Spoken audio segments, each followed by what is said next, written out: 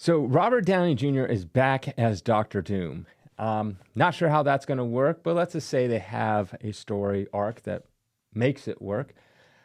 I just don't think this is going to save the MCU. They also brought back the Russo brothers, and the Russo brothers are most famously for making the biggest Marvel movies, Infinity War and Endgame. And nothing against Robert Downey Jr. or the Russo brothers. They are great at their craft, and I do like that they're in the coming MCU movies. But this is not going to save the MCU.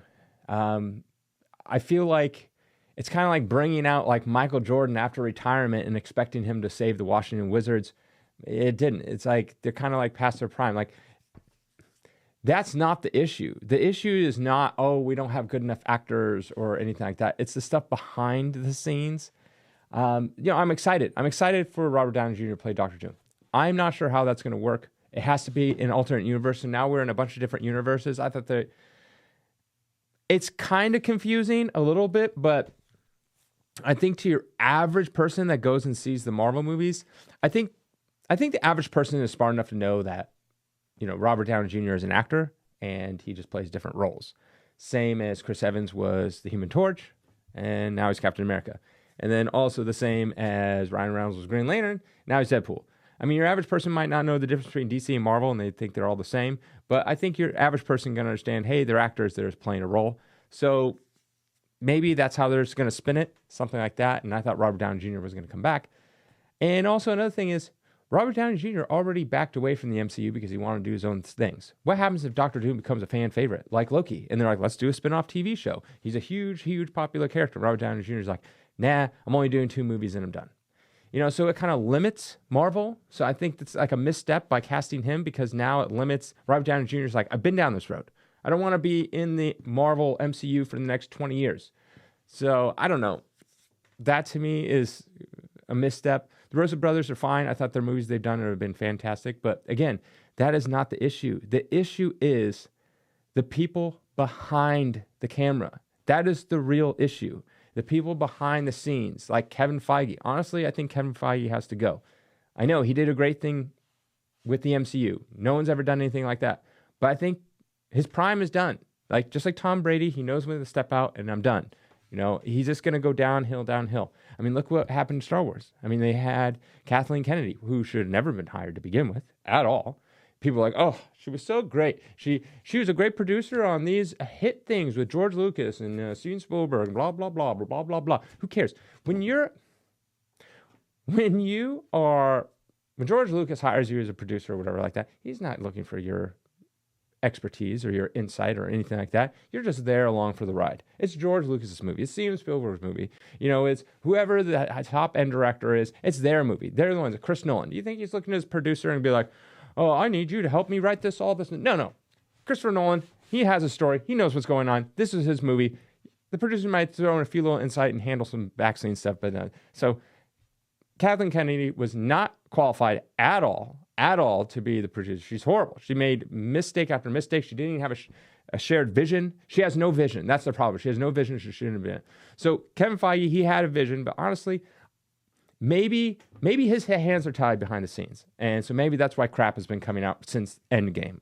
And let's be honest, the only couple good things that come out since Endgame was a Sony property, which was Spider-Man, and then Guardians, which was James Gunn's kind of baby. But everything else after that has been okay at best to terrible. And the problem is behind the camera. Marvel, which is owned by Disney, cares more about having these accolades as this is the first woman director, the youngest this, that, or we have an all-female writing cast, or we have a this or that or this. More of an activist type stuff than they are producing good shows. They are an entertainment company. They should only focus on entertainment. Honestly, their guideline should be, we want the best for the job, no matter what, whoever they are. We want the best for the job, the person that knows how to do this best. And if that happens to be a white male, then so be it. You don't replace them just because you want to fill some quota. That is the problem. And I don't think Disney is going to learn. That is that's the thing with this. It's like putting a Band-Aid on a giant wound. Like, that's not going to fix it. Okay, so they come out with a Fantastic Four movie, Doctor Doom, and the new 2 Avengers movies. First of all, What happened to the Kang Dynasty? Oh, yeah, that completely fell apart. So now they're doing the Doom Wars. They got rid of Kang. He's gone. He's terribly written to begin with. And I don't blame the actors because it's like, let's take Brie Larson, for example. Like people are like, oh, Brie Larson, she's terrible. That's why the Marvels #2 did awful and it lost hundreds of millions of dollars, yada, yada, yada. Brie Larson is a fine actress. She won an Academy Award. So Marvel, looking at her to be Captain Marvel, it wasn't like, oh, okay, yeah, she's a great actress. We'll put her in this role. She wasn't the best choice. Let's put it that way. But that is not all her fault. She is an actress. She is hired to read a script that someone else wrote and then to listen to the director on what direction. Should I say it like this or should I say these lines like this? And then the director goes, say them like this. And then so she's just doing that. That's what her job is. So it's not her fault the story sucks, the characters suck, all this kind of stuff. It's not her fault. I'm not a big Brie Larson fan at all, but it was not her the reason. She was not the reason why the movie failed. She gets all the blame because everyone just looks at her, but it's all the stuff behind the camera. It's the fact that they hired what was that, like the youngest black director female ever of all time or whatever. I don't know, some stupid accolade they decided to give themselves. And I'm like, she had 0 credits to her name, like a TV show, not even a big TV show, a small TV show. And you're like, you're giving this huge movie. And then Disney's like, oh, don't worry. We have a team around this director that can like help push them in the right direction. It's like, so basically you just want a puppet, but the director still has some choices that they have to make and they're all wrong and they're all terrible. And so that's why this movie failed. And so Disney just thinks that they like will hire these like, activist type things to like whatever they want to, whatever. They're not going out there trying to make the best movie. That's not their goal. So whatever goal it is, they hire these people, they put them in this place, and then it sucks. And then people don't like it, and that's why. And then you have someone like Ryan Reynolds come out and he goes, look, this is my vision for the film. I know what the fans want because he's been right on 2 movies so far, and now #3. And so they let him do his thing. And it's great. It's blown out the box office tremendously, greatest thing of all time. And that's why, because he knows what the fans want. People want authenticity. That's what the fans want. They don't want to be pandered to. They don't want to be this person's hired for this job just because. They want authenticity. And that was one thing Brie Larson lacked is authenticity. She doesn't, who is she really? Like, they've been trying to make her relatable. She's not. Robert Downey Jr., very relatable. People like his personality, things like that. So, he carried the MCU. He made the MCU. Let's be honest. Like, him as Tony Stark. Look at Kiss Kiss Bang Bang before Iron Man came out. He's pretty much playing the same character as Tony Stark because that's maybe who he is. And that who he is, maybe like a version of himself, the real Robert Downey Jr., people like. And that's just how it is. Some people, like Brie Larson, the version who she really is in real life, people don't like. So you can't fake that. People just want authenticity. So maybe she was a bad hire to begin with, but it's not all her fault. It's the people behind the camera. So here's the thing. They'll come out with Doom Wars. Maybe it'll be amazing, right? It'll be fantastic, kind of rebirth of the MCU. But then you have all the other movies in between. And they probably will have the same stank of the last, whatever it's been, 4 years or so of the MCU. All like trash, literally okay at best to garbage. That's the problem. That's what you need to fix. It's not the big heavy hitters like the Deadpool 3, coming out and making billions of dollars. You'll have a couple hits here and there, but it's all the in-betweens. It's all the in-betweens that build this massive, huge gathering of fans and people just frothing at the mouth. They can't wait to see the next one because it's a hit after hit after hit after hit. Yeah, maybe you have some in there that are like, okay, not that great or whatever, but if 4 of the 5 movies you go and see that are Marvel-based are amazing and one's like okay or bad or whatever like that, you forgive that one bad one. But if it's like one good one out of like 9 terrible ones, then it's like people are like, I don't really care. So yes, the Deadpool 3 is going to make a ton of money. The Avengers will probably make a ton of money, but Kevin Feige has no idea what he's doing. Like before it was like Thanos is the big bad guy. We're going to build up for the next 10 years of getting there. That ended. Who is the next big bad guy? Who was it?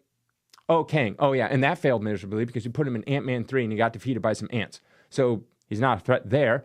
Oh, what? You didn't have a script written of how this was all going to play out? Oh, okay. So he's not the big bad. Who's even on the Avengers? That's what I want to know. Who is the Avengers? We have Thor and Hulk, maybe. I don't know. No one really knows anymore. Guardians are kind of done, so they're not part of the Avengers.